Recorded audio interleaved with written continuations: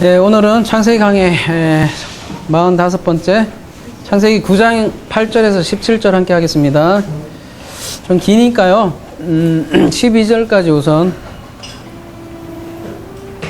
함께 나누고 이어가도록 하겠습니다. 하나님이 노아와 그와 함께한 아들들에게 말씀하여 이르시되 내가 내 언약을 너희와 너희 후손과 너희와 함께한 모든 생물 곧 너희와 함께한 새와 가축과 땅의 모든 생물에게 세우리니 방주에서 나온 모든 것 곧 땅의 모든 짐승에게니라. 내가 너희와 언약을 세우리니 다시는 모든 생물을 홍수로 멸하지 아니할 것이라. 땅을 멸할 홍수가 다시 있지 아니하리라.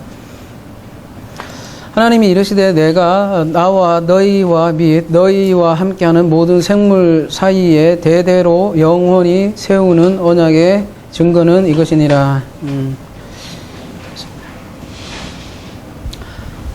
2016년 올해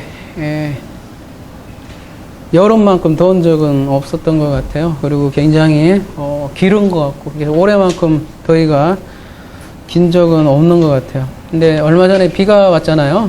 그 비가 오니까 우리 이제 새로운 이런 초소 이렇게 막 한다고 왔다 갔다 했는데 갑자기 날씨가 무슨 에어컨 이렇게 동작을 탁 하면 공기가 한순간에 바뀌듯이 공기가 싹 바뀌더라고요. 마치 누가 스위치를 탁 켜서 날씨가 싹 변한 것처럼 모두가 바뀌는 거 보고 깜짝 놀랐습니다. 그렇죠? 여러분 다 경험했죠? 뭐 그렇게 더웠는데 갑자기 비 한 번 오고 나더니 날씨가 순식간에 바뀌고 또 특별히 올해는 무지개가 그렇게 얼마 전에 그죠? 굉장히 아름답게 뜬 것 같아요. 그래서 곳곳에 이렇게 각 자기가 사는 곳에서 찍은 무지개들을 이렇게 카톡으로 서로 많이 공유를 했던 것 같아요. 그 어느 때보다도 되게 아름다운 무지개가 볼 수 있었던 올 한 해였던 것 같아요. 그래서 여러분 잘 아시는 셰익스피어죠. 셰익스피어가 이런 말을 했다고 해요. 무지개에 다른 색을 첨가하는 일은 무의미하다 이렇게 얘기를 했다고 그래요. 그만큼 기상 현상 중에 무지개만큼 아름다운 게 없다는 거죠. 여기에 광고가 뜨네. 이거 광고비 받아야 되는 거 아니야? 그 오버 더 발음이 좀 오버 더 레인보라는 곡이 있죠. 어디에 나왔던 영화더라? 이상한 나라 앨리스인가요? 거기에 나왔던 노래인가요? 무지개 일종의 사람들이 희망의 상징으로 생각을 하는 것 같아요. 왜 무지개가 희망의 상징이 될까? 일단 왜 이렇게 무지개를 이렇게 일단 아름답고 이쁘게 만드셨을까? 그런 생각들을 많이 하게 되죠. 모든 자연에 복음이 담겨 있다는 걸 우리는 믿고 있으니까 이 무지개에도 복음이 담겨 있지 않겠어요? 그 복음이 뭘까? 질문을 하고 시작을 하도록 하겠습니다.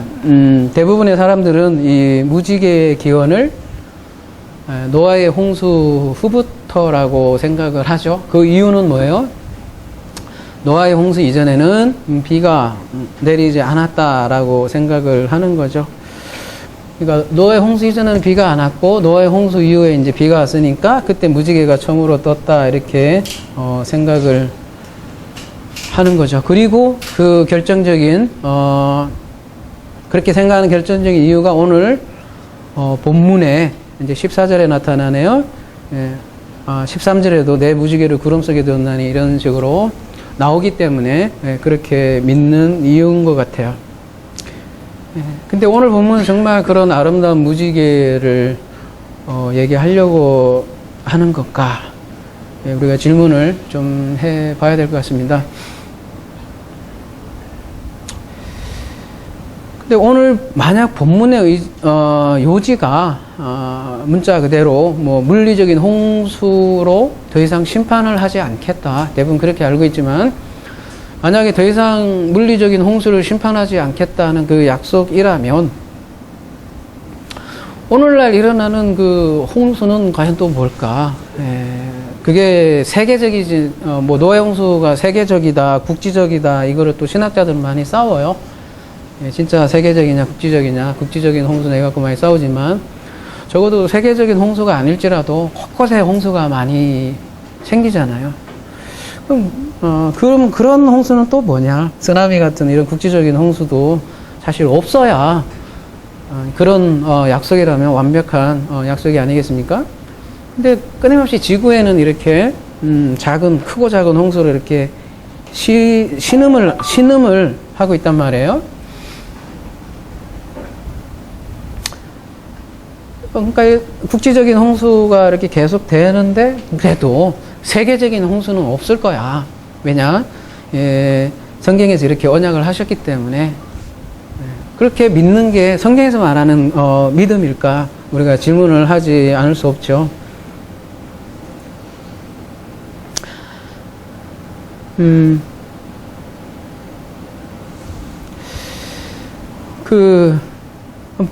봅시다. 오늘 13절의 말씀이, 오늘 지금까지 읽은 아빠 12절까지는 그 동물에 대해서 나오는데요. 계속 생물에 대해서 우리가 다뤘기 때문에, 생물전 사람을 유비한다는 것을 더 이상 거론하지 않고, 오늘 주요 본문인 13절부터 바로 가도록 하겠습니다. 13절 내가 내 무지개를 구름 속에 두었나니 이것이 나와 세상 사이의 언약의 증거니라. 굉장히 중요한 단어가 이 9장 13절에 대거로 포진이 되어 있습니다. 그래서 원어로 좀 알 필요가 있을 것 같습니다. 오늘 9장 13절의 주요한 단어는 뭐겠어요? 퀘셰트가 될 거고요. 그 다음에 또 뭐가 되어 있어요? 구름이라는 것이 중요한 단어가 될 거고, 또 뭐가 있겠습니까? 오트라는 것도 굉장히 중요한 개념이고요.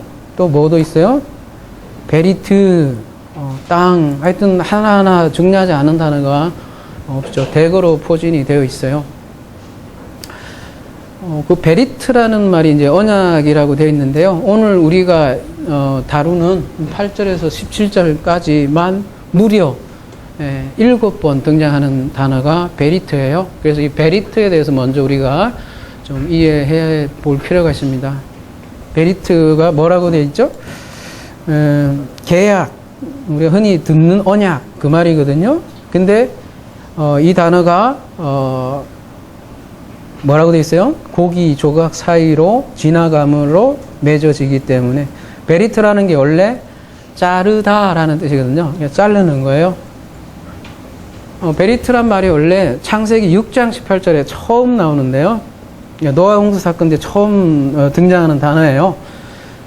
베리트라는 단어를 언약으로 쓰는 이유는 이 고대 근동의 어떤 좀 배경이 있겠죠. 고대 근동에서 계약을 맺을 때는 어떻게 했어요? 문화적 배경이 그 두 당사자가 쪼갠 고기 사이로, 그죠? 이렇게 지나가는 거죠. 고기를 이렇게 짐승을 반토막 내고 이쪽으로 지나가는 거죠. 여기에는 피도 막 흥건했겠죠? 죽은 짐승이니까요. 그러면 그걸 어떤 메시지를 주려고 이런 좀 뭐라 하죠? 위화감 주는 장면으로 이렇게 언약을 맺었을까요?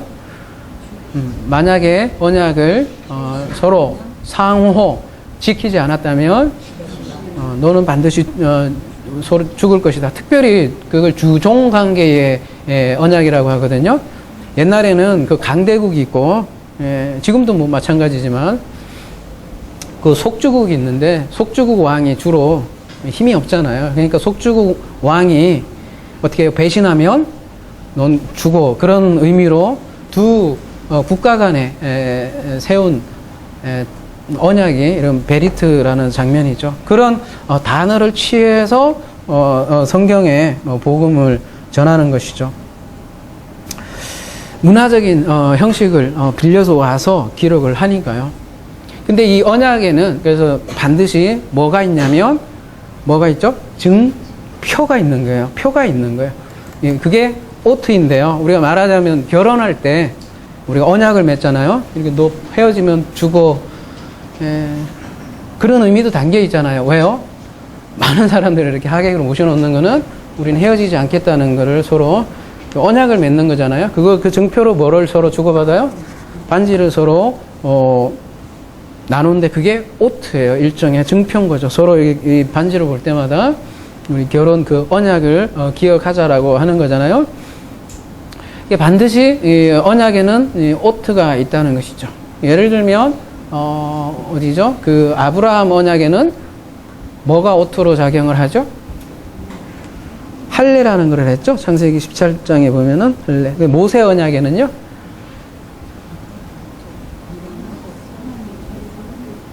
모세 언약에는 뭐가 이렇게 오트로 작용을 했을까요? 돌판을 주고 아예. 그 다음에 중요한 언약들이 이제 중간중간에 있는데, 다윗 언약 같은 경우는요. 다윗 언약은 뭐가 오트일까요?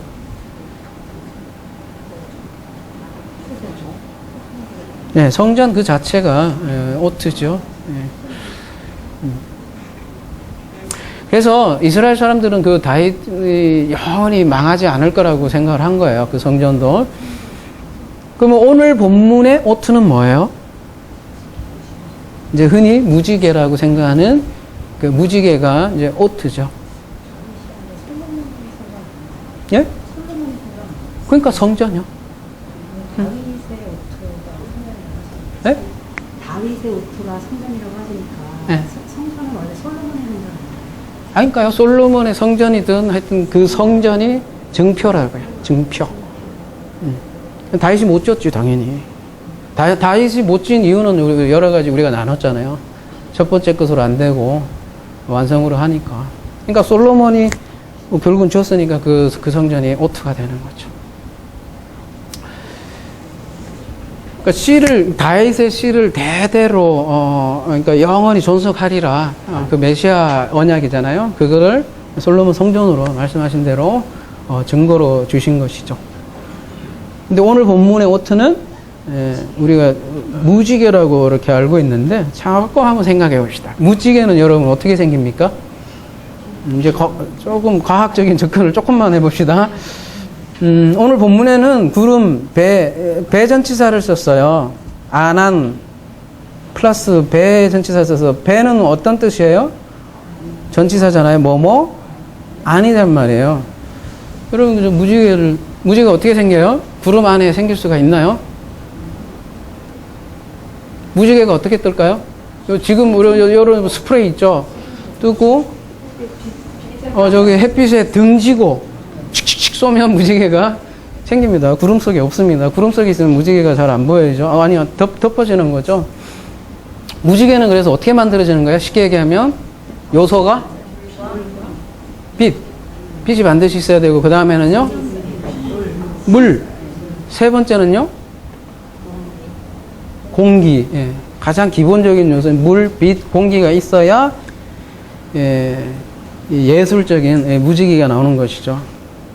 뭐 공기는 그렇다 치더라도 어쨌든 간략하게 얘기하면 빛과 물의 합작품이 구름이죠. 근데 지금 성경 그 물방울을 지금 그러니까 구름으로 묘사한 것이라고 볼 수 있어요. 과학적으로는 안 맞아요. 구름 속에 무지개가 있을 수는 없다는 거죠. 그래서 성경은 이런 과학을 얘기하는 게 아니라 하필 왜 구름 속에 무지개가 있다 이렇게 표현을 한 의미가 있다라는 것이죠. 우리가 그 의미를 좀 알아야 되겠다는 것이죠. 그러면 구름 속에 무지개가 있다 이게 중요한 문제인데요. 실제로는 구름 속에 무지개가 있을 수가 없단 말이에요. 그러면 우리가 이제 구름이라는 게 뭔지를 이제 알아야 되는데 이게 이제 베이직이 중요한 건데 구름이라는 건 우리가 이미 어디에서 배웠어요? 요한계시록 할 때 혹은 BMW 때 한 번 더 2부까지 해서 그 두 타임으로 인해서 구름에 대해서 우리는 자세하게 사실은 배웠습니다. 기억나세요? 네. 잘 안 나니까 짧게 그때는 굉장히 길겠지만 짧게라도 빨리빨리 우리가 구름에 대해서 다시 한 번만 점검을 하고 하겠습니다.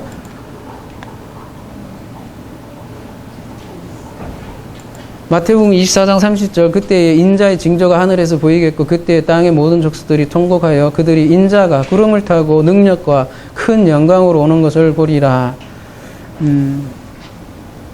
이때 인자가 구름을 타고 이런 표현을 하고 있죠. 그 다음에 마태복음 24장 44절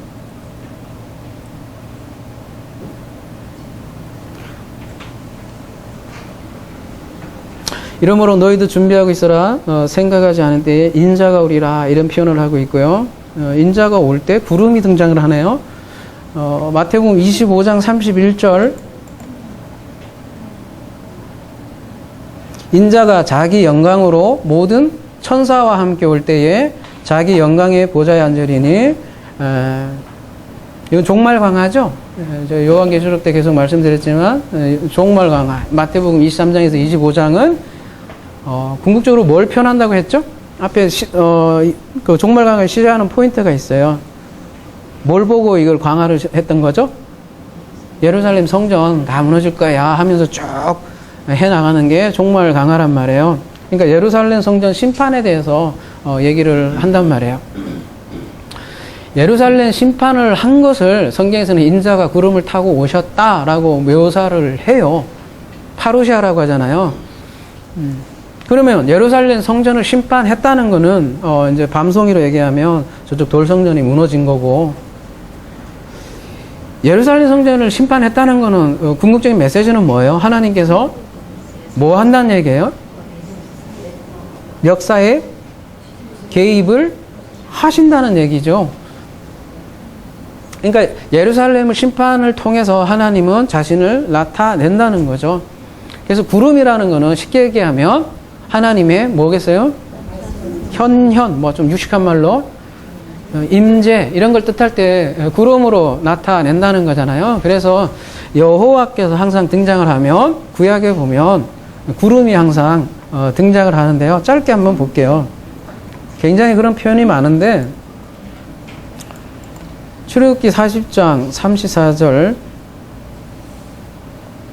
구름이 해막에 덮이고 여호와의 영광이 성막에 충만함에 이렇게 표현이 여호와의 영광을 표현할 때 구름으로 이렇게 표현을 하고요. 35절 모세가 해막에 들어갈 수 없으니 이는 구름이 해막에 덮이고 그러니까 여호와의 영광이 성막에 충만 여호와의 영광이라는 영광 개념 우리가 많이 다뤘잖아요. 하나님이 본인을 나타낼 때 영광이라는 표현을 많이 한단 말이에요. 출애굽기 24장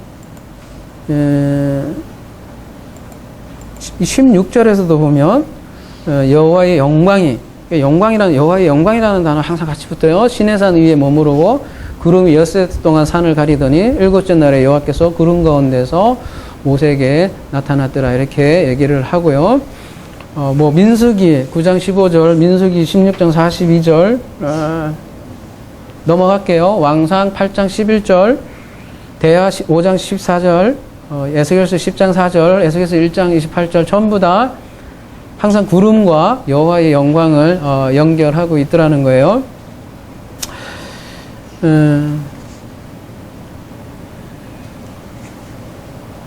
제가 말씀드렸지만 구름이 등장할 때 항상 공통된 신명이 있어요. 기억나세요? 엘로힘입니까? 여호와입니까? 항상 여호와라는 말을 쓰고 있어요. 그러니까 영광이 여호와의 나타남과 밀접한 관련이 있는데 우리가 다뤘잖아요. 엘로힘은 말하자면 어떤 명사예요? 일반 명사잖아요. 일반 명사. 그래서 복수로도 쓰이고. 하지만 여호와는 뭐예요? 고유 명사잖아요. 고유 명사. 그래서 하나님 나타나실 때 일반 명사보다는 고유 명사인 여호와를 등장하는 거죠. 근데 이 구름이 딱 뜨면 여호와의 영광도 있지만 심판으로도 또 사용이 됩니다. 에스겔서 30장 3절 그날이 가깝도다 여호와의 날이 가깝도다 여호와의 날을 말씀을 하시면서 뭐라고 얘기하냐면 구름의 날이 될 것이요 열국의 땡이라 이렇게 구름의 날 구름은 심판의 개념으로도 사용합니다. 18절로 조금 넘어가 보면요.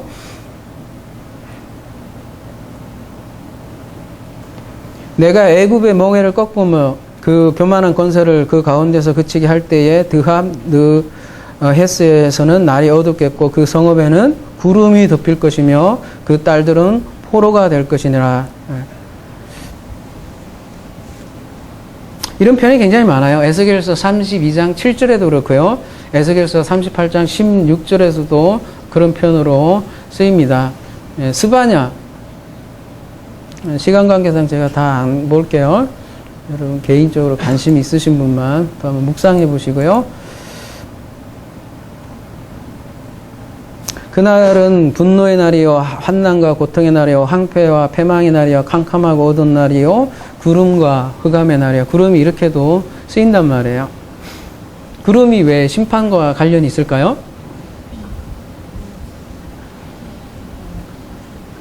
당연히 여호와가 인재하면 심판과 구원이 동시에 이루어진다는 우리 메시지를 항상 받잖아요. 그리고 구름은 다름이 아닌 하나님의 말씀과 아주 밀접한 관련이 있기 때문에요.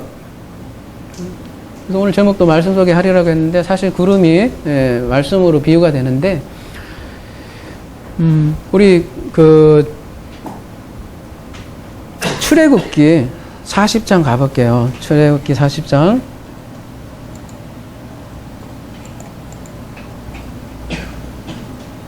구름이 성막에서 떠오를 때는 이스라엘 자손이 그 모든 행진하는 길에 앞으로 나아갔고 구름이 떠오르지 않을 때는 떠오른 날까지 나아가지 아니하였으며 낮에는 여호와의 구름이 성막 위에 있고 밤에는 불이 그 구름 가운데에 있음을 이스라엘의 온 족속이 그 모든 진행하는 길에서 그들의 눈으로 보았더라. 이렇게 나오잖아요.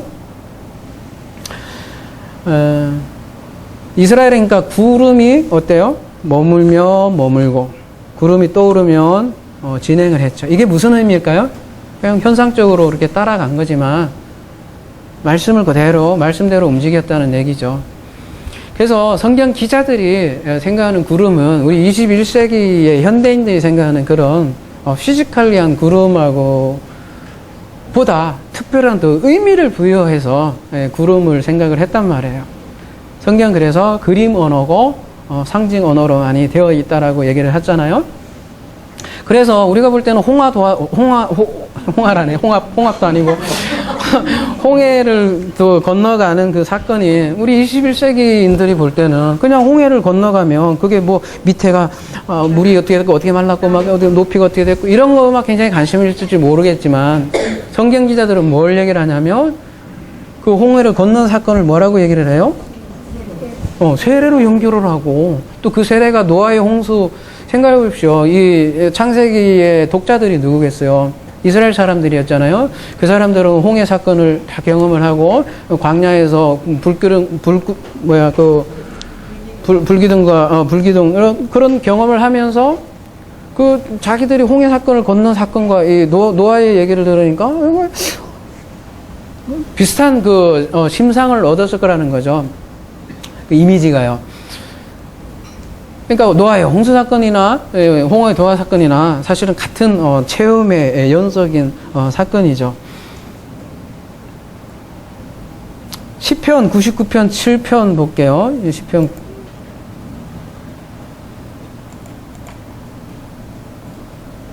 여호와께서 구름 기둥 가운데서 그들에게 말씀하시니 구름 기둥에서 그들에게 말씀을 하셔요.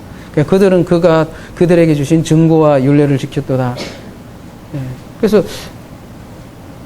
출애굽기 24장 16절 보면 굳이 또 이런 표현을 한단 말이에요. 그냥 부르시면 되는데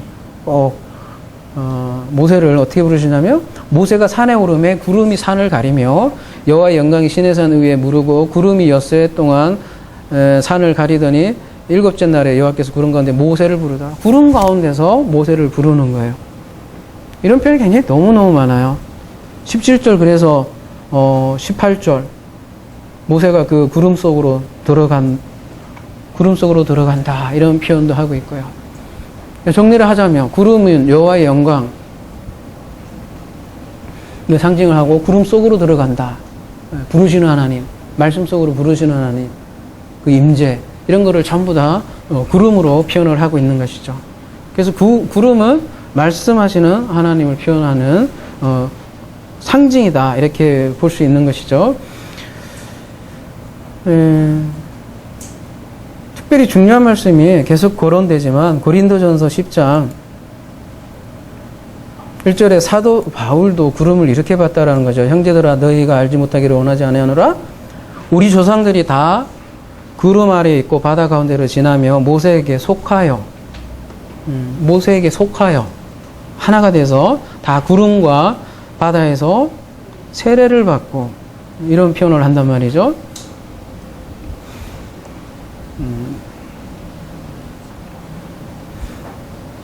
세례와 연결한단 말이에요. 구름과 바다로 지나간 것을. 세례는 우리가 그동안 많이 다루었죠. 십자가의, 그러니까 죽음과 부활을 그대로 담은 것이 세례라고 했잖아요. 그리스도와 함께 죽고 사는 것, 그거를 표현한 게 세례인데, 바울은 이 구름을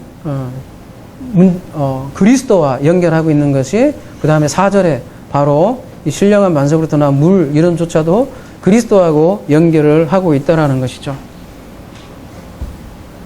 그러니까 그리스도의 실체가 뭐예요? 말씀이잖아요. 요한복음 1장 1절에 태초에 말씀이 계시니라. 그 말씀 속에 지금 오늘 본문에 의하면 무지개가 있다, 이런 얘기란 말이에요. 그러니까 홍수와 출애굽은 밀접한 관계가 있는데, 출애굽 강야 때 이스라엘 백성은 도 무지개를 보았을 거 아니에요? 이스라엘 백성들은 본 무지개는 뭘까요? 아까도 말씀드렸지만 무지개는 무엇과 무엇으로 구성이 되어 있어요? 물과 빛이잖아요? 이게 어떤 요소가 똑같은 것 같지 않아요? 그러니까 이스라엘 사람들이 광야에서 본 게 뭐예요? 구름 기둥과 불 기둥이라는데, 이게 구름이잖아요? 구름 기둥과 뭐였지? 불이잖아요? 근데 이게 밤이고 낮이고. 그러니까 우리가 이게 두 개일까요? 하나일까요? 응? 그러니까 이게 낮에는 구름 기둥이고 밤에는 불 기둥이다, 이렇게 표현을 할 때 각각 두 개가 이렇게 있어서 이스라엘을 이렇게 인도를 했을까요? 아니면 얘가 하나가 이렇게 체인징 되겠죠? 하나예요. 이스라엘이 본 쉽게 얘기해서 무지개는 불기둥과 구름기둥이겠죠. 그러니까 구름기둥과 불기둥은 사실 무지개와 같은 거예요.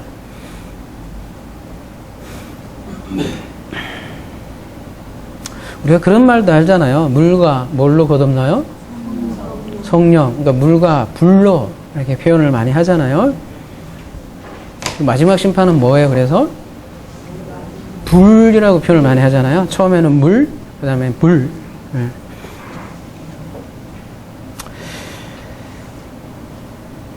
자, 무지개라고 되어 있지만, 무지개인가 이게? 무지개라고 되니까 무지개지 뭐 이렇게 할 수도 있겠지만, 캐세트예요. 원어는 캐세트인데 75번 쓰였나? 이거 아니구나. 이거는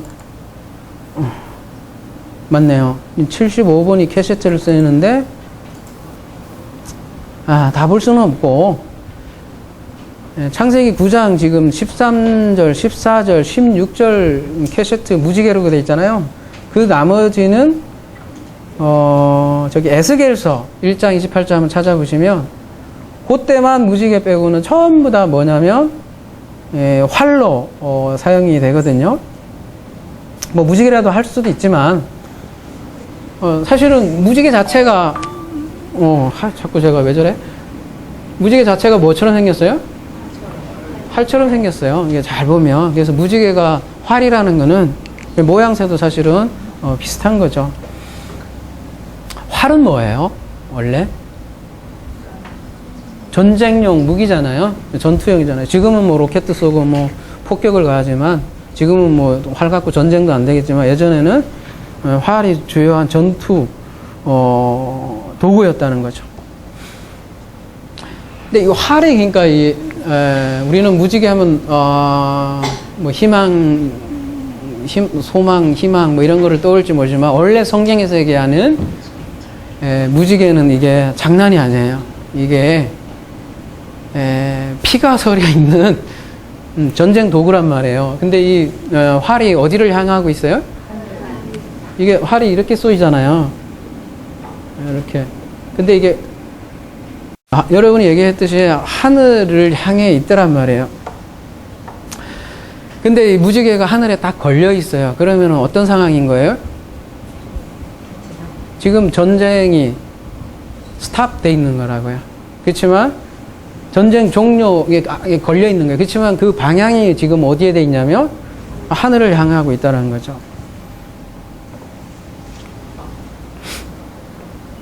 그러니까 전쟁이 어떻게 해서 종료되는가를 이 무지개를 통해서, 활을 통해서 보여주는 것이죠. 하나님 자신을 향해 있다고요. 이 무서운 거예요.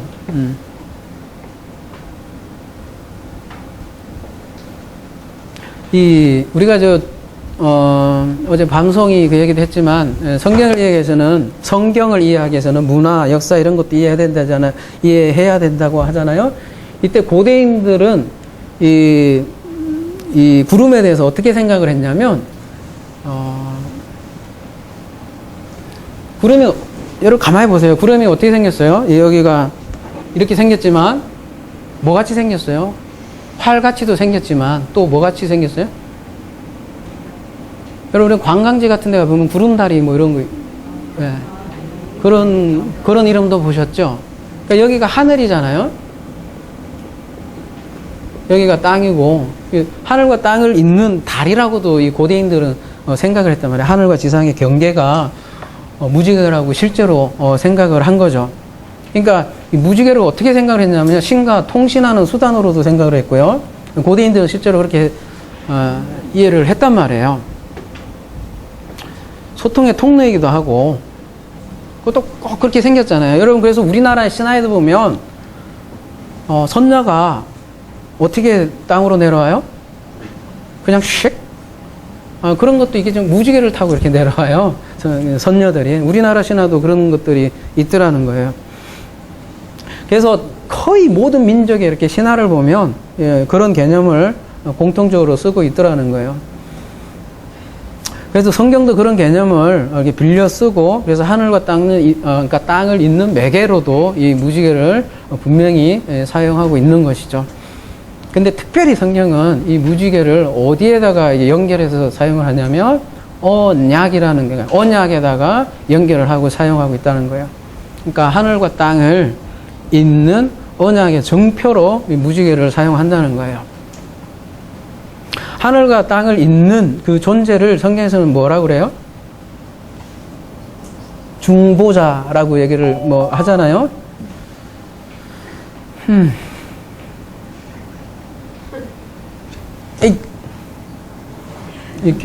우리 교통을 방해하고 있어.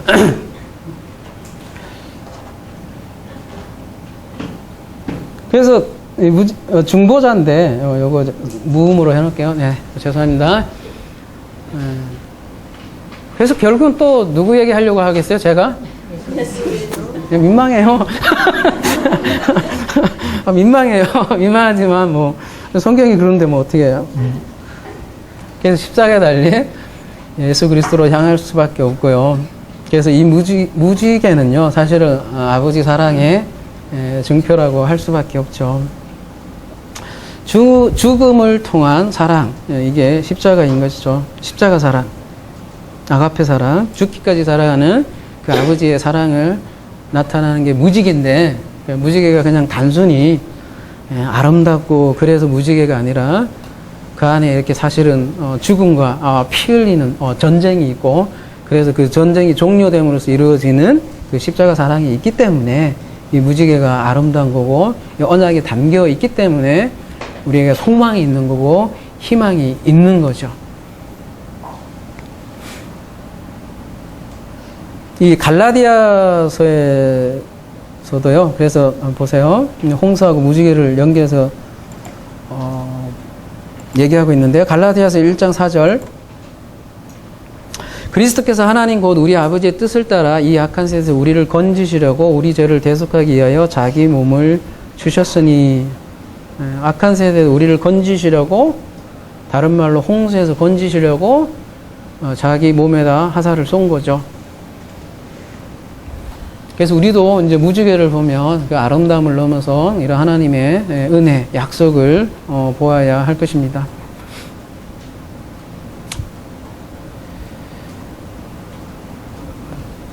그래서 많은 사람들이 구약은 구약의 하나님은 잔인하고 신약의 하나님은 사랑의 하나님이다 이렇게 말하는 분도 있지만 그렇지 않죠. 한결같이 그렇게 얘기하는 사람은 그리스도를 발견하지, 이제 말씀에서 그리스도를 발견하지 못했기 때문에 그런 얘기를 하는 거겠죠.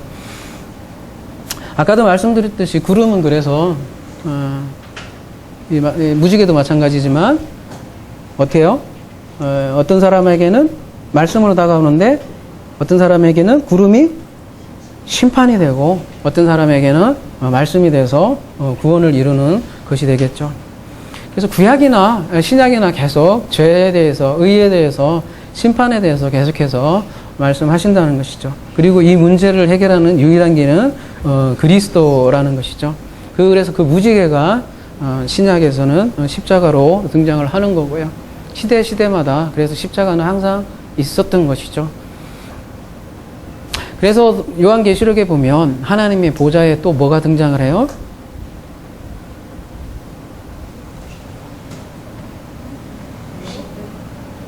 요한계시록 4장 가볼게요. 그냥 뭐가 있을게요? 여러분, 여러분도 잘 모르지 뭐. 요한계시록 4장 2절 내가 곧 성령에 감동되었더니 보라 하늘에 보좌를 베풀었고 그 보좌에 앉으신 이가 있는데 앉으신 의 모양이 벽옥과 홍보석 같고 또 무지개가 있어 보좌에 들렸는데 그 모양이 녹보석과 같더라.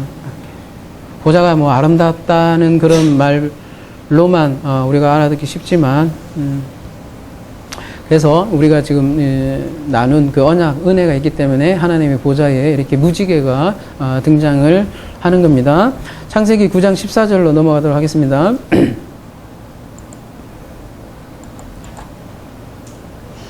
내가 구름으로 땅을 덮을 때에 무지개가 구름 속에 나타나면 내가 나와 너희와 및 육체를 가진 모든 생물 사이에 내 언약을 기억하리니 다시는 우리 모든 육체를 멸하는 홍수가 되지 아니할지라. 이제 이 말씀이 이해되시죠? 물리적으로는 구름 속에 무지개가 나타나지 않는다고요.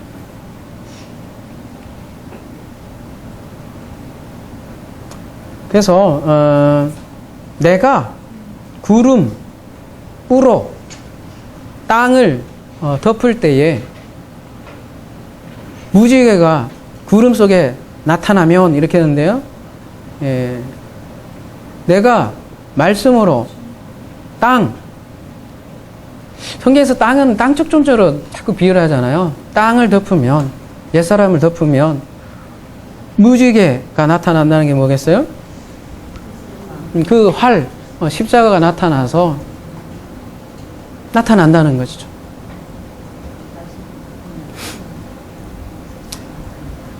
그러면 구름 속에 십자가 죽음이 있잖아요. 그래서 멸망의 죽음이 아니라 이제는 그리스도와 함께 죽고 사는 말씀 안에서 죽음, 그 죽음에 이르게 되니까 이런 진리에 이르게 하는 그 죽음을 말하는 것이고 그게 곧 세례라고 할 수 있겠죠. 13절에도 내가 이것이 나와 세상 사이의 언약이다 이렇게 하니까 뭐 세상 하니까 뭐 You are the world 그런 세상이라고 느껴질 수도 있겠지만 에레츠인데요. 땅이에요. 말 그대로. 쉽게 얘기해서 땅적 존재를 뭘로 만들겠다? 하늘적 존재로 만들겠다는 그런 메시지죠. 16절 무지개가 구름 사이에 있으려니 내가 보고 나 하나님과 모든 육체를 가진 땅의 모든 생물 사이에 영원한 언약을 기억하리라. 17절 마지막 말씀이네요. 하나님이 노아에게 또 이르시되 내가 나와 땅에 있는 모든 생물 사이에 세운 언약의 증거가 이것이라 하셨더라. 16절에는 갑자기 무지개가 또 구름 속에가 아니고 사이에 있으리니 이렇게 되어 있네요. 근데 그래서 좀 헷갈리잖아요. 그쵸? 아까는 구름 안에 있었다며요. 근데 이건 또 구름 사이에 있어, 갑자기. 왜 그럴까요? 보면 되지. 그래서 이걸 보는 거예요. 저희는 어쩔 수 없이. 이럴 때, 그러니까 잘 이해 안 될 때만 원어 봐도 돼요. 어떻게 보면. 다 볼 거 없이. 시간 동안, 여러분 바쁘시잖아요. 뭐라고 돼 있어요? 똑같네? 그죠? 영어는 그렇게 돼 있네. in the cloud. 그러니까 여기도 똑같이, 캐셔트가, 활이 구름 안에 있는 거네요. 같은 전치사를 쓰고 있으니까요.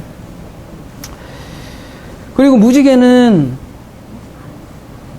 뭐라 그래요? 아까 오트라고 그랬잖아요. 오트. 무지개가 하나님과 나의 오트라고 그래요. 오트 이미 우리가 많이 다뤘잖아요. 언제 오트를 제일 최초로 우리가 다뤘나요? 가인의 표?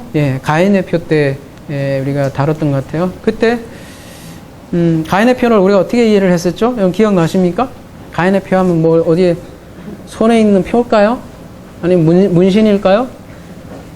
아니면 뭐 이마에다 이렇게 표를 찍고 다니는 뭐 육륜처럼 찍고 다녔을까요? 그래서 우리가 그런 말씀을 나눴던 것 같아요. 뭐 사실은 무조건 가인을 살인자로 이렇게 몰아붙이고 비난하고 그랬지만 사실은 그 가인은 누구의 모습을 비춰주는 거다? 나를 비춰주는 것이다. 그런 사실 사람들은 많이 직면하지 못한다는 것을 우리가 나눴던 것 같아요. 근데 그런 살인자를 다른 의미 아닌 나죠. 그 살인자의 나를 어떻게 살리시는가, 이게 그에 대한 답이 사실은 가인의 스토리지. 가인은 가인의 족속 따로 띄고 뭐예요? 또 아벨의 족속 따로 띄고 얘는 예정, 얘는 비예정 해갖고 이중 예정 뭐 이런 얘기 하려고 하는 성경은 얘기하는 것이 아니라는 것이죠. 크든 말씀드리지만 성경은 죄에 대해서 먼저 얘기를 하고 가인의 죄에 대해서 먼저 얘기하고 그 다음에 뭘 얘기해요? 심판이 나오고 그 다음에 새로운 의를 제시를 하잖아요. 그래서 가인을 통해서 그 죄가 무엇이고 심판이 무엇이고 의가 무엇인지를 알아주는 것이다. 그러니까 죄가 무엇인지 모르면 뭐도 모르는 거예요? 의도 모르는 거죠. 심판도 모르고. 아까 오전에 얘기했듯이 우리가 저주를 모르면 저주에서 벗어날 수 없는 거랑 마찬가지인 거죠.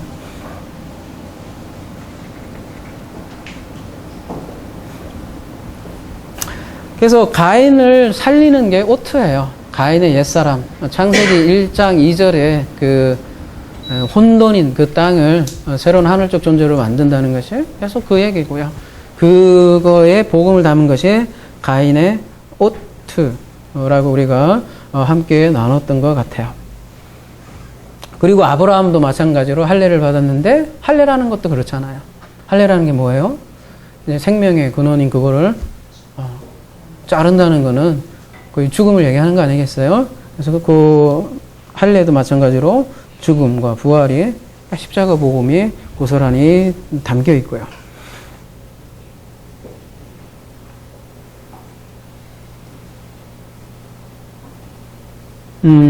출애굽기 가볼게요.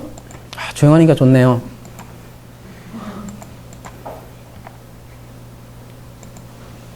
내가 그 밤에 애굽 땅에 두루다니며 사람이나 짐승을 막론하고 애굽 땅에 있는 모든 처음 난 것을 다 치고 애굽의 모든 신을 내가 심판하리라. 나는 여호와라.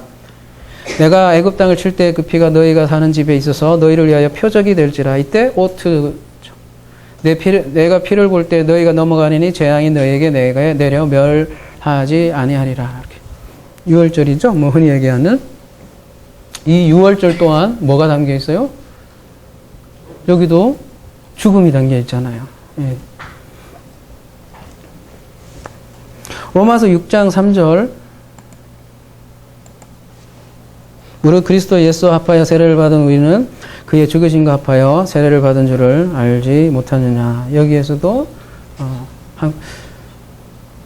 그러므로 우리가 그의 죽으심과 합하여 세례를 받음으로 그와 함께 장사되었으니 이는 아버지의 영광으로 말미암아 그리스도를 죽은 자 가운데서 살리신 같이 우리도 또한 새 생명 가운데서 행하려 하게 하려 함이라. 만일 우리가 그의 죽으심과 같은 모양으로 연합한 자가 되었으면 또한 그의 부활과 같은 모양으로 연합한 자도 되리라. 계속 성경은 이렇게 십자가의 죽음과 부활에 대해서 진술을 하고 있다는 거예요. 그러니까 오트는 항상 뭐하고 연결되어 있냐면 언약과 관련이 있다라는 거예요. 그리고 그 언약에는 항상 죽음이 담겨 있고. 그러니까 구름이 아까 창세기 다시 돌아가면 구름이 우리를 덮는다는 거, 땅을 덮는다고 하잖아요. 밤송이로 얘기하면 그렇게 보이지만 그 알맹이로 들어가 보면 우리 구원의 얘기잖아요. 우리의 땅을 덮는 것이죠.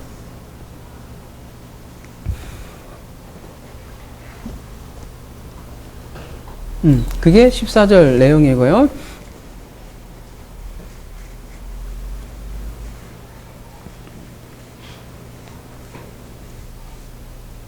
구름이, 말씀이 땅을 덮을 때 우리는 죽음을 발견하고 그 죽음 속에서 우리는 부활을 경험을 하게 되는 것이죠.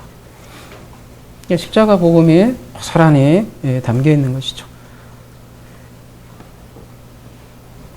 그 구름 속에서 그래서 신약에 보면요 어떤 말씀이 들려요? 마가복음 1장 10절 곧 물에서 올라오실새 하늘이 갈라짐과 성령이 비둘기같이 자기에게 내려오심을 보시더니 하늘로부터 소리가 나기를 너는 내 사랑하는 아들이라 내가 너를 기뻐하노라 하시니라. 여기서도 어떤 장면에서 이런 말씀이 들리는 거예요? 예수께서 세례 받을 때 이런 말씀이 주어졌잖아요.